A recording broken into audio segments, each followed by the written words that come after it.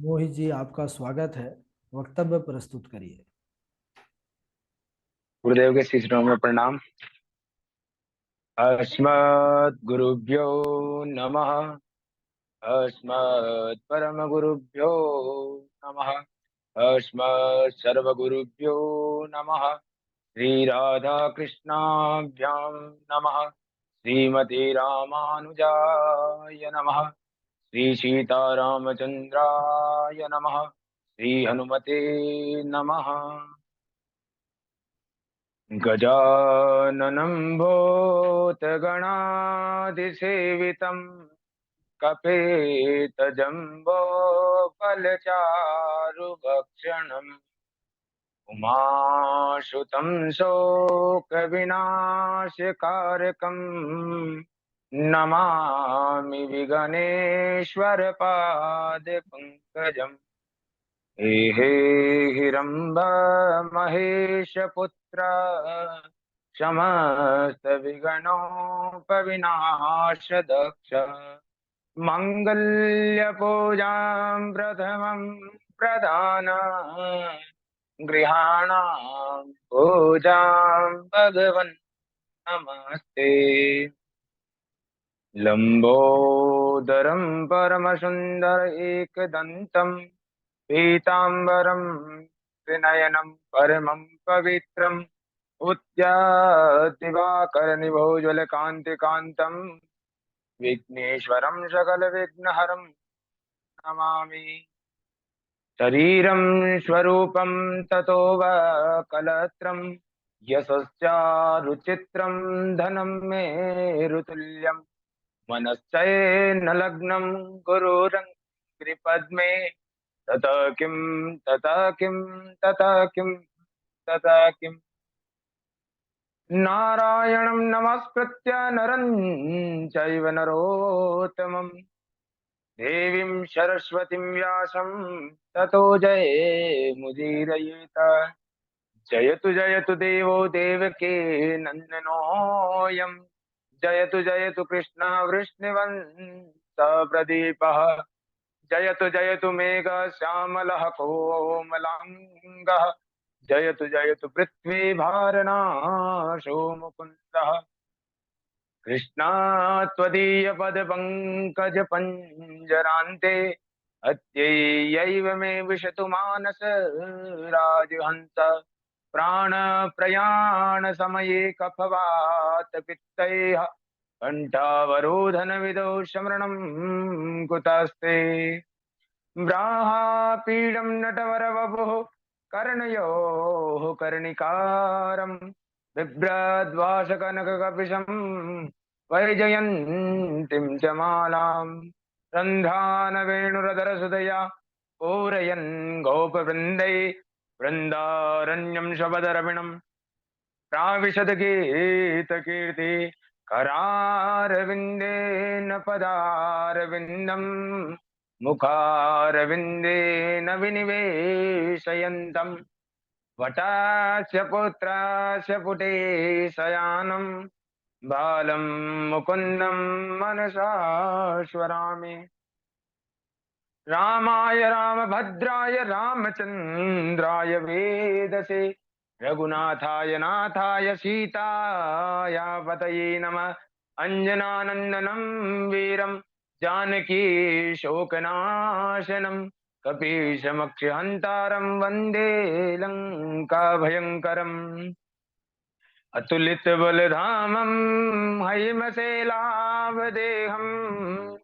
धनुजवनकृशानो ज्ञानिनामाग्रगण्यम् सकलगुणनिधानं वानराणामधीशम् रघुपतिप्रियभक्तं वातजातं नमामि।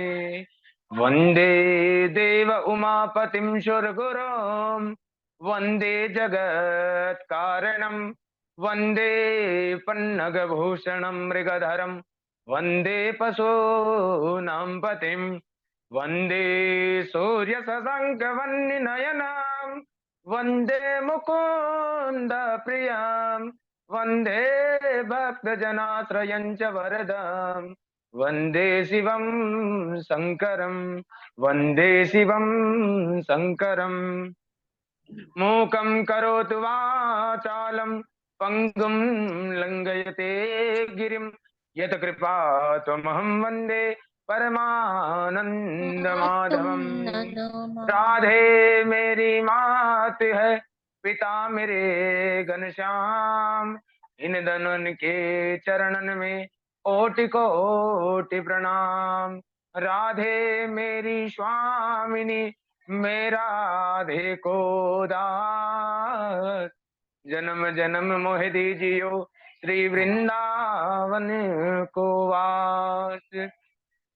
भक्ति भक्ति भगवंत गुरु चतुर नाम वपु एक, इनके पद वंदन किए नाशत विघ्न अनेक। नमामि भक्त वत्सलम कृपावसेल कोमलम, भजामि ते पदाम्बुजम अकामिनां स्वदामदम, भजामि ते पदाम्बुजम अकामिनां स्वदामदम। बोलिए श्रीमद् भागवत महापुराण की जय हो। सुखदेव जी महाराज की जय हो। श्री वेद व्यास जी महाराज की जय हो। अनंत कोटि ब्रह्मांड नायक अचिंत्य कल्याण गुणगण निधान सर्वेश्वर सर्वाधिपति अकारण करुणा वरुणालय अकारण करुणाकारक सकल जन्य कल्य शापहारक प्रातपर प्रब्रह्म अनंत कोटि कंदर्प दर्प दलियान पटियान निर्गुण निराकार सगुण साकार जगदैक बंधु करुणैक सिंधु श्री सच्चिदानंद धन परमात्मा श्री राधा रानी एवं श्री कृष्ण के युगल चरणारविंदों में दास का बारंबार प्रणाम। सिया राम मय सब जग जानी, कराहूं प्रणाम जोरी जुग पानी, कराहूं प्रणाम जोरी जुग पानी। आप सभी के हृदय में चित्त स्वरूप विराजमान उस परमात्मा को मेरा कोटि कोटि प्रणाम नतमस्तक नमन। पहले वक्तव्य ने हमने सुना था कि किस प्रकार दैत्यों ने प्रहलाद जी को सताया और बड़ा ही कष्ट दिया, और फिर भी प्रहलाद जी की जो अदृढ़ भक्ति थी उसके कारण भगवान स्वयं नरसिंह रूप में प्रकट हुए और उन दैत्यों का संहार करके प्रहलाद जी का राज्याभिषेक किया था। और बाद में जब प्रहलाद जी को कुछ मांगने के लिए बोला तो प्रहलाद जी कहते हैं कि हे भगवान, अगर कोई सेवा के बदले कुछ मांग ले तो वो व्यापारी हो जाता है। भगवान की भक्ति निस्वार्थ भाव से करनी चाहिए।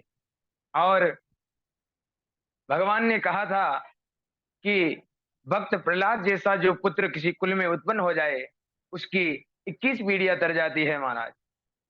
और हमें भी प्रहलाद की भक्ति जैसे ही भगवान में निस्वार्थ भाव से भक्ति रखनी चाहिए। और आइए अब भगवान भोलेनाथ की कथा का श्रवण करते हैं। त्रिपुर दहन। एक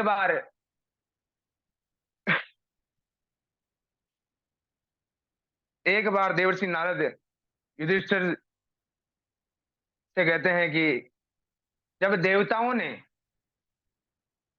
भगवान की सहायता से असुरों पर विजय प्राप्त कर ली तो सभी असुर एकत्रित होके देवताओं के असुरों के आचार्य मैं दानव के पास पहुंच जाते हैं। और जाते ही कहते हैं कि किस प्रकार से देवताओं ने भगवान की सहायता से हमारे पर विजय प्राप्त कर ली। तो असुरों के आचार्य मैं दानव ने उन असुरों के लिए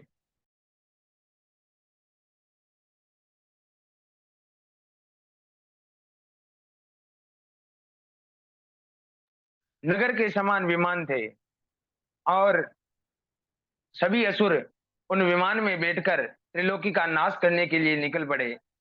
तभी सभी देवता भयभीत हो गए, घबराने लगे और दौड़े दौड़े भागे भागे भगवान भोलेनाथ की शरण में जाते हैं और कहते हैं कि हे भोलेनाथ, आप अंतर्यामी है, त्रिकालदर्शी है, आप ही अभी से घोर संकट से हमें बचा सकते हैं। भोलेनाथ कहने लगे कि बताओ क्या संकट है। तब सभी देवताओं ने कथा सुनाई कि किस प्रकार हमारी विजय के कारण, द्वेष के कारण देवता असुरों के आचार्य मैदानों के पास गए और सोने चांदी तथा लोहे के 3 विमान बनाए मैदानों ने, मन की गति से चलने वाले विमान। उनमें बैठकर सभी असुर इस त्रिलोकी को नष्ट करने के लिए निकल चुके हैं। अब आप ही हमें इस घोर संकट से बचा सकते हैं। तब भोले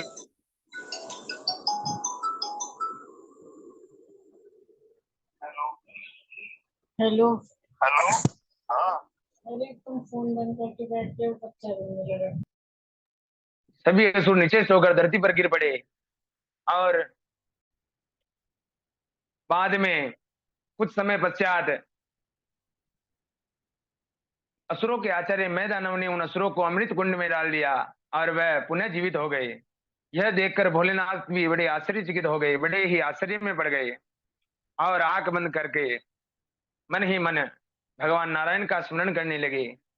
जैसे ही नारायण का स्मरण किया तो नारायण और ब्रह्मा जी साथ में गौ और बछड़े का रूप धारण करके वहां आते हैं और वे असुरों के बीच पहुंच जाते हैं। जैसे ही असुरों के बीच में पहुंचते हैं तो असुर उन्हें देखकर मोहित हो जाते हैं। सभी असुर उन्हें देखकर मोहित हो जाते हैं और देखते ही रहते हैं। इतने में मौका पाकर गौ रूपी भगवान नारायण ने उस अमृत कुंड के समस्त अमृत को समाप्त कर दिया, समस्त अमृत को खत्म कर दिया। और फिर भोलेनाथ ने फिर अभिजीत मुहूर्त में एक ऐसा बाण छोड़ा कि सभी असुर मृत्यु को प्राप्त हुए और वह विमान भी जलकर भस्म हो गए। उसी समय से भगवान भोलेनाथ का एक नाम और हुआ, त्रिपुरारी। भगवान भोलेनाथ त्रिपुरारी नाम से विख्यात हुए। बोलिए त्रिपुरारी भगवान की जय हो। धर्मराज युधिष्ठिर देवर्षि नारद से पूछते हैं, कहते हैं कि भगवत चौतमिच्छामि नृणाम धर्म समाद वर्णाश्रमाचार युतम यत पुमान विंदते परम। ये हे देवर्षि नारद, मनुष्य के वर्ण तथा उन धर्मों को सुनना चाहता हूं जिससे उनका वह पालन करते हुए भगवान परम पुरुष परमात्मा को प्राप्त कर सके। तो देवर्षि नारद कहते हैं कि समोदम तप शोचम संतोष शांतिरार्जवम ज्ञानम दयाच्युतात्मत्वम सत्यम च ब्रह्म लक्षणम। ब्राह्मण, क्षत्रिय, वैश्य और शूद्र चार वर्ण होते हैं। पहला जो वर्ण है वह ब्राह्मण का है। ब्राह्मण के जो गुण होते हैं वह किस प्रकार के गुण होने चाहिए? समो दमः तपस्सोचम संतोष शांति रार्जवम ज्ञानम दया च्युतात्मत्वम सत्यम च ब्रह्म लक्षणम।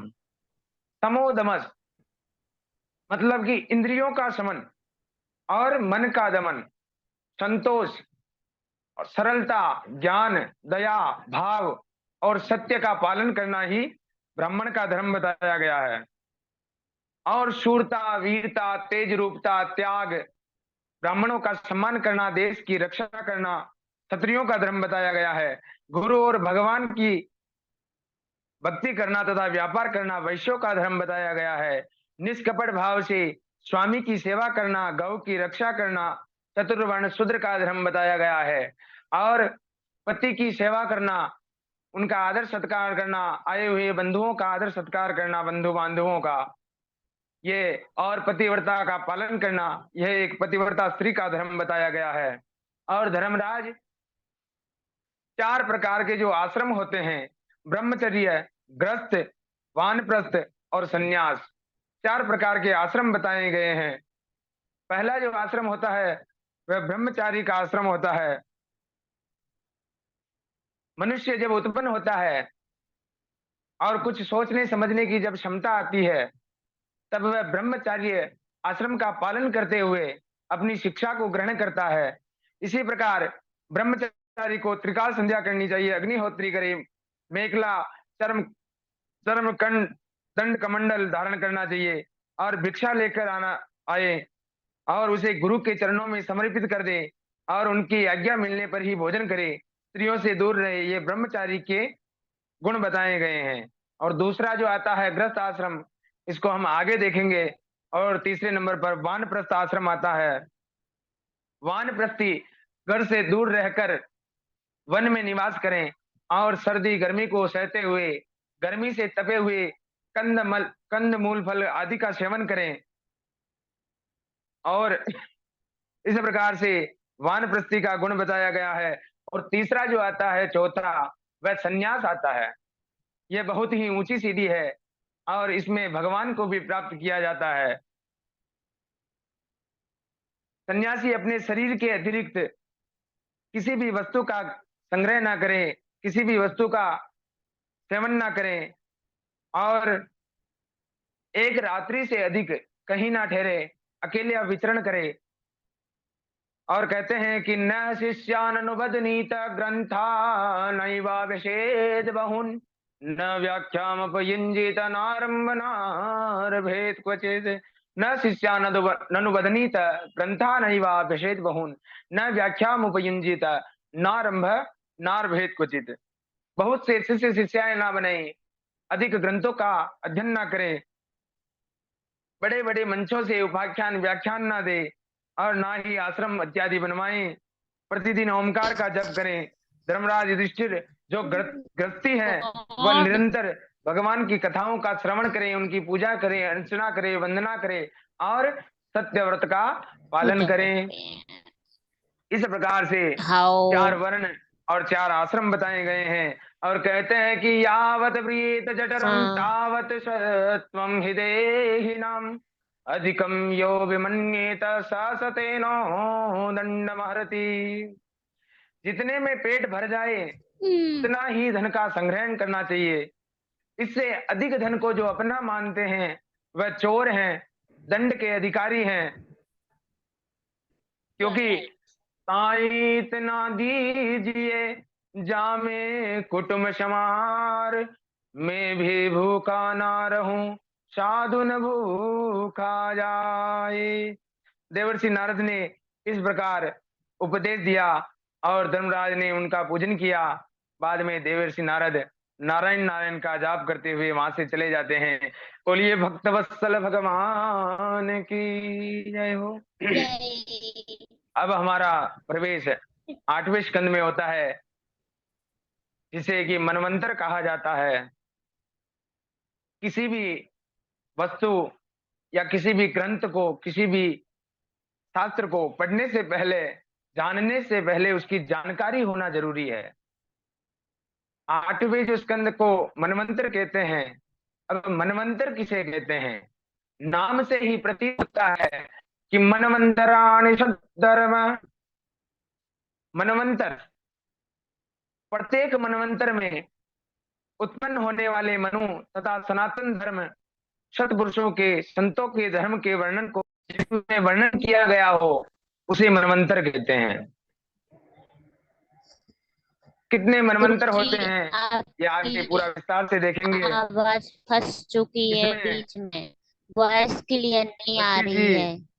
सुखदेव जी से प्रश्न करते हैं और कहते हैं कि स्वायंभुवस्ते हविरो वंदो यम विस्त्रार्चिता यत्र विश्वसृजां सर्गो मनुनन्यान् वदश्वनः।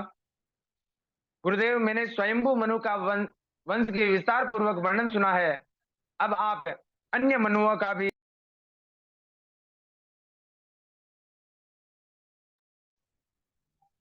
ये बंद क्यों हो गया यार?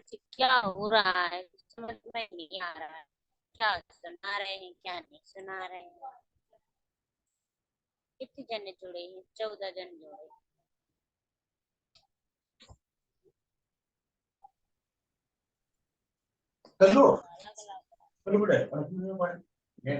अब सुखदेव जी कहते हैं कि हे परीक्षित, 14 मनु होते हैं। पहले मनु जो स्वयंभू मनु है उसका विस्तार पूर्वक वर्णन हम सुन चुके हैं। और दूसरे जो मनु हुए वह अग्नि के पुत्र स्वरोचिष मनु हुए। तीसरे प्रियव्रत के पुत्र उत्तम नाम के मनु हुए। और चौथे उत्तम के ही भाई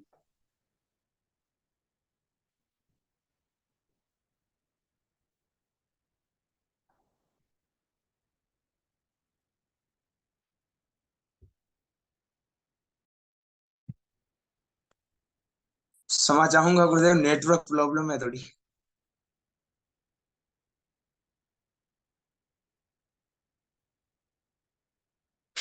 गुरुदेव आवाज आ रही है मेरी? हाँ, बहुत हाँ अच्छी आ मेरी रही है। बात और चौथे जो मनु है वह उत्तम के भाई तामस मनु। और इस मनवंतर में भगवान ने हरि अवतार धारण कर ग्रास से गजेंद्र को मुक्त कराया। तब राजा परीक्षित जी कहने लगे कि हे भगवान, हे प्रभु, गजेंद्र तो एक पशु था, फिर भगवान के प्रति भक्ति कैसे उत्पन्न हुई? इसको हमें विस्तार पूर्वक सुनाने की कृपा करें। सुखदेव जी कहते हैं कि हे राजा परीक्षित, आसीद गिरिवरो राजन त्रिकोट इति विश्रुता शिरोदेनावृत श्रीमान योजना युत मंत्रितः। कि हे राजा परीक्षित, क्षीर सागर से गिरा हुआ एक त्रिकुट नाम का एक विशाल पर्वत था। उसकी गुफाओं में, कंदराओं में अनेकों सिद्ध चारण संत महात्मा मुनि भ्रमण करते थे, निवास करते थे, तपस्या करते थे। और उसी पर्वत की तलहटी में एक विशाल गजेंद्र निवास करता था अपने साथी हाथी हथनियों के साथ। गजेंद्र इतना बलवान था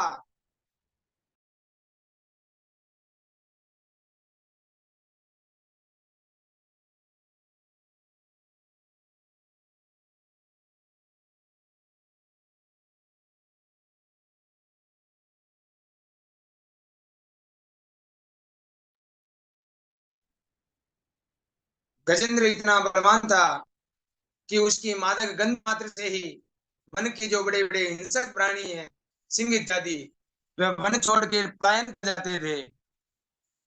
और एक दिन का समय है जब गजेंद्र को बहुत जोर से प्यास लगी। और गजेंद्र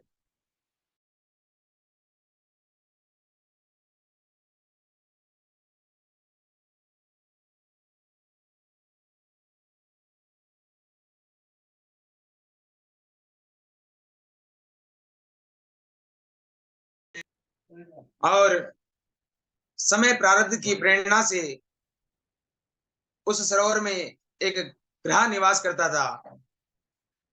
वह ग्रह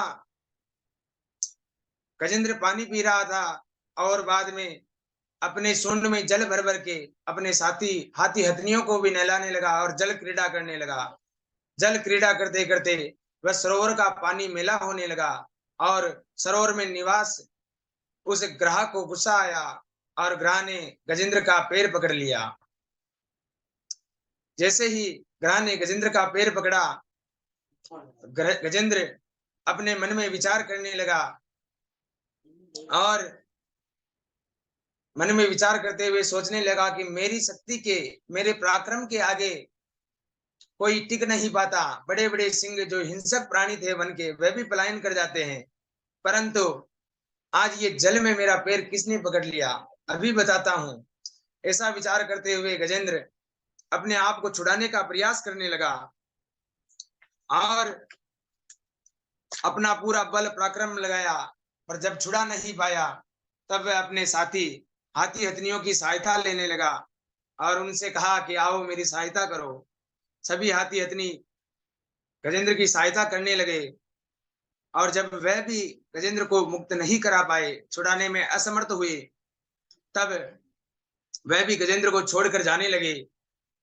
और जैसे ही वह जाने लगे, गजेंद्र के मन में विचार आया कि स्वार्थ रत संसार की यही पुरानी रीत, सुख में सब अपने बने, दुख में त्यागे मीत। आराम के साथी क्या क्या थे, जब वक्त पड़ा तब कोई नहीं, सब दोस्त है अपने मतलब के, दुनिया में किसी का कोई नहीं। और गुरुदेव नानक जी भी कहते हैं कि प्रीतम जान लियो मन माही, अपने सुख से जग बंध्यो, को को नाई। सुख में आन मिलहि सब बैठत, और रहत चहुदिस गेरे, विपत्ति पड़त सब ही छाड़त है, कौन आवत नेरे। गुरुदेव नानक जी कहते हैं कि सुख में सब अपने पास आकर बैठते हैं और दुख में सब साथ छोड़ देते हैं, सब चले जाते हैं। इसी प्रकार गजेंद्र के साथ हुआ और करोड़ों वर्षों तक वह युद्ध चलता रहा। कभी गजेंद्र ग्राह को जल के बाहर खींच लाता, कभी ग्राह गजेंद्र को जल के भीतर खींच ले जाता। इस प्रकार से युद्ध चलता रहा और धीरे धीरे गजेंद्र की शक्ति जो है क्षण होने लगी और ग्राह जो था वह जलचर प्राणी था, उसके कारण उसकी शक्ति बढ़ने लगी। इस प्रकार से धीरे धीरे जब गजेंद्र की शक्ति क्षीण होने लगी, तब गजेंद्र को एक ही साधन दिखाई दिया और उसने भगवान को पुकारा बड़े ही भाव से। गजेंद्र अपने मन में मन ही मन स्तुति करने लगा। कहता है कि ओम नमो भगवते तस्मै यत तच्चिदात्मकं पुरुषायादि बीजाय परेशाय विधीमहि। गजेंद्र अपने मन ही मन स्तुति करने लगा, कहने लगा कि जो इस जगत के मूल कारक हैं, समस्त प्राणियों के हृदय में पुरुष रूप में विराजमान है, जगत के एकमात्र स्वामी हैं, जिनके कारण संपूर्ण संसार चेतना में व्याप्त है, उन परम ब्रह्म ब्रह्मेश्वर को मेरा नमस्कार, मैं उनका ध्यान करता हूँ। गजेंद्र ने जब इस प्रकार निर्विशेष रूप से भगवान की स्तुति की, तो नाम रूप से जो रखने वाले सभी देवी देवता है वह आकाश मंडल में खड़े होकर देख रहे थे और सभी अपने मन में विचार कर रहे थे कि अगर गजेंद्र हमारा नाम पुकारे तो हम इसे बचाने के लिए चले जाएं, अगर हमारा नाम पुकारे तो हम इसे बचाने के लिए चले जाएं। इस प्रकार से जब वह देवता सोचने लगे और गजेंद्र ने उस स्तुति में किसी भी भगवान का नाम नहीं लिया, तब जब भगवान विचार करने लगे नारायण कि जब कोई बचाने नहीं जा रहा है और गजेंद्र ने भी किसी का नाम नहीं लिया, जो स्तुति किसी की नहीं हो सकती है वो मेरी हो सकती है। तो भगवान भोजन कर रहे थे उस समय और झट से भोजन की पुरुषे हुए, भोजन को छोड़कर उठ खड़े हुए और जैसे ही खड़े हुए माता लक्ष्मी ने भगवान का हाथ पकड़ लिया। कहने लगी, हाथ पकड़ कमला कहे कहाँ जाते हो नाथ, हाथों कमला ने सुनी और थी सुनी गजराज। भगवान को अपने भक्त के प्रति इतनी तीव्रता थी महाराज कि जब तक कि हा का जो हा थी, हाथी का जो थी वर्ण बोलते, हा तो माता लक्ष्मी ने सुना और जब तक कि थी बोलते तब तक भगवान गजेंद्र के पास पहुंच चुके थे और देखा कि गजेंद्र विशाल कष्ट में है और गजेंद्र भी भगवान को अपने सम्मुख बाता है, देखता है तो मन ही मन विचार करने लगता है कि रत्नाकरस्त्वं गृहं पत्नी च पद्मा, देयं किमस्ति तुभ्यं जगदीश्वराय, आवीरवामनयना हृतमानसाय, दत्तं मनो मे यदुपति कृष्णा गृहाण। गजेंद्र मन ही मन विचार करने लगा कि अगर मैं इन्हें रत्न राशियां समर्पित करूं तो ये भगवान समुद्र में निवास करने वाले हैं और अगर मैं इन्हें धन समर्पित करूं तो धन की अधिष्ठात्री जो मां लक्ष्मी है वो इनकी धर्म पत्नी है। इस प्रकार से गजेंद्र अपने मन ही मन विचार करने लगा और बाद में उसे एक कमल का पुष्प दिखाई दिया। अपनी सूंड से वह कमल के पुष्प को उठाते हुए अपना जो मन रूपी पुष्प है, मन रूपी सुमन है, वह भगवान को अर्पण करता है। क्योंकि गजेंद्र मन में विचार करता है कि धन भी इनके पास है और रत्न राशियां भी इनके पास है, इनके अधीन है और इनका जो मन है वो गोकुल की गोपियों ने चुरा लिया है, इनके पास मन नहीं है। इसीलिए गजेंद्र भगवान को मन रूपी पुष्प अर्पण करता है और जैसे ही मन रूपी पुष्प भगवान को अर्पण करता है गजेंद्र, भगवान जट से गरुड़ से कूद पड़ते हैं और अपने सुदर्शन को आज्ञा देते हुए गजेंद्र को ग्राह से मुक्त कराया और ग्राह का सर धड़ से अलग कर दिया। बोलिए भक्तवत्सल भगवान की जय हो। इस सभी को देखकर आकाश में खड़े देवता पुष्प वर्षा करने लगे और भगवान की स्तुति करने लगे।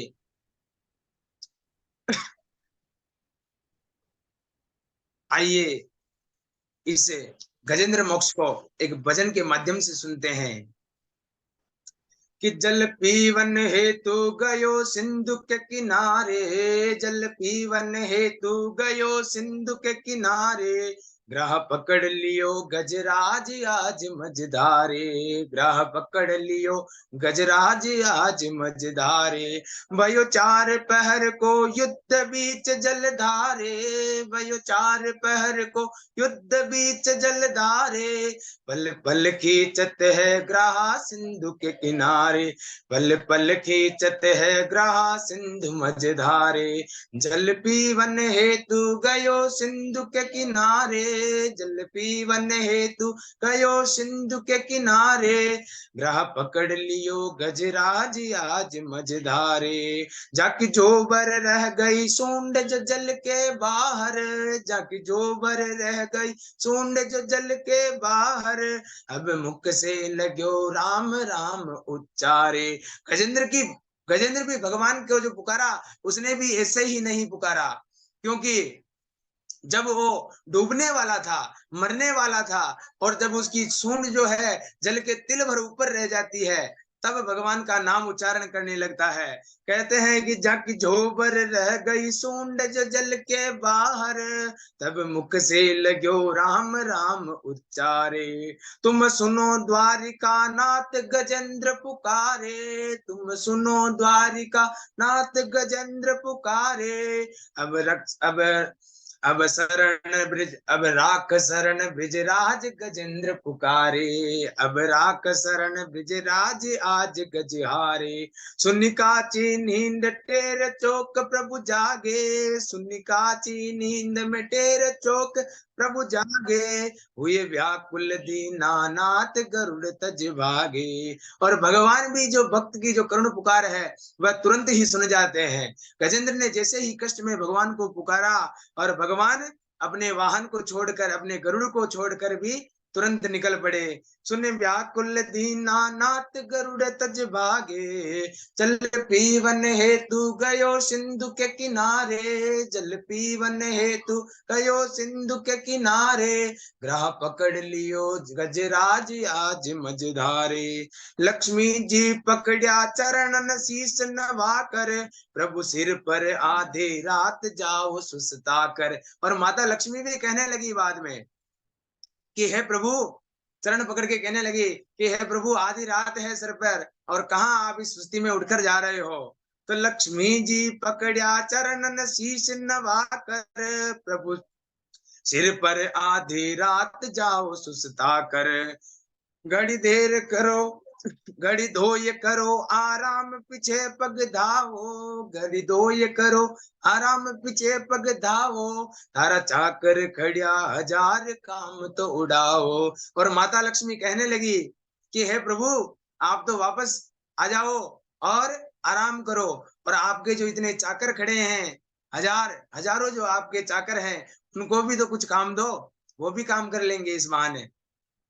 तब भगवान ने बड़ा ही सुंदर जवाब दिया और कहते हैं, इतनी देर तक तो गजेंद्र और माता लक्ष्मी पुकार कर रहे थे भगवान से, और अब भगवान जो इसका जवाब देते हैं, कहते हैं कि मेरो करुणा सिंधु नाम वेद में गावे, मेरो करुणा सिंधु नाम वेद में गावे, मैं कैसे करूं आराम भगत दुख पावे, मैं कैसे करूं आराम भगत दुख पावे। इस प्रकार से भगवान कहते हैं कि मेरा वेदों में नाम करुणा सिंधु है और सभी मुझे करुणा सिंधु के पुकार के हैं, और आज मैं आराम करूं और मेरा भगत संकट में है कि मेरा भगत दुख पावे, मैं कैसे करूं आराम। इस प्रकार से भगवान भी व्याकुल रहते हैं अपने भक्तों के प्रति। बस भक्तों को बुलाने की जो देरी है, भक्त अगर भगवान को बुलाएं बड़े ही भाव से, प्रेम से, तो भगवान तुरंत ही उनके लिए प्रकट हो जाते हैं। और इस प्रकार से यह गजेंद्र मोक्ष की कथा बड़ा ही सुंदर संवाद है, सुंदर कथा है। बोलिए भक्तवत्सल भगवान की जय हो। और ग्रह का जो पूर्व जन्म था वह राजा ग्रह और गज, हुहु और हाहा नाम के दो गंधर्व थे। ग्रह जो था वह हुहु नाम का गंधर्व था। वह जब देवल ऋषि तालाब में स्नान करने गए तब उसने देवल ऋषि का पैर जो पकड़ लिया, तो देवल ऋषि क्रोध में श्राप देते हैं और कहते हैं कि जाओ इसी तरह पैर पकड़ते रहो। तब वह भगवान से विनय करने लगा बारंबार देवल ऋषि से। तब देवल ऋषि ने कहा कि चलो ठीक है, मनोरंजन के लिए तुम ये काम कर रहे हो, पैर पकड़ रहे हो, पर अब इसी प्रकार पैर पकड़ते रहो। जिस दिन किसी भक्त का पैर पकड़ लोगे उसी दिन उद्धार हो जाएगा। और आज ग्रह ने भक्त गजेंद्र का जो पैर पकड़ लिया, गजेंद्र से पहले ग्रह का उद्धार हो गया। बोलिए भक्तवत्सल भगवान की जय हो। राधे राधे गुरुदेव। बहुत सुंदर, बहुत बढ़िया मोहित जी, शाबाश। बहुत, हम तो बहुत प्रसन्न हैं आपसे। ठाकुर जी कृपा बनी रहे।